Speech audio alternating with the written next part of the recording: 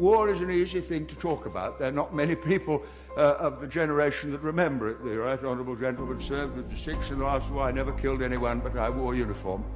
But I was in London in the Blitz in 1940, living in the Millbank Tower where I was born.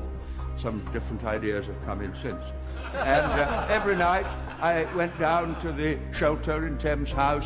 Every morning I saw Dockland burning. 500 people were killed in Westminster one night by a landmine. It was terrifying. Aren't Arabs terrified? Aren't Iraqis terrified? Don't Arab and Iraqi women weep when their children die? Doesn't bombing strengthen their determination?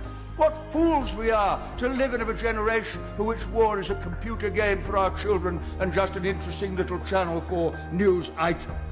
Every member of Parliament tonight who votes for the government motion will be consciously and deliberately accepting the responsibility for the deaths of innocent people if the war begins, as I fear it will. Now, that's for their decision to take.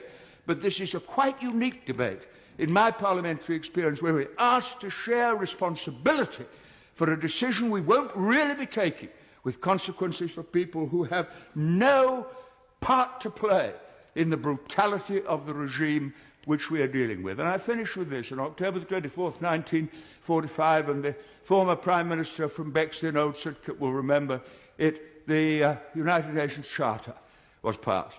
And the words of that charter are etched into my mind and move me even as I think of them. We, the people of the United Nations, determined to save future generations, succeeding generations, from the scourge of war, which twice in our lifetime has caused untold suffering to mankind. That was the pledge of that generation to this generation, and it would be the greatest betrayal of all if we voted to abandon the Charter and take unilateral action and pretend we were doing it in the name of the international community. And I shall vote against the motion for the reasons that I've given.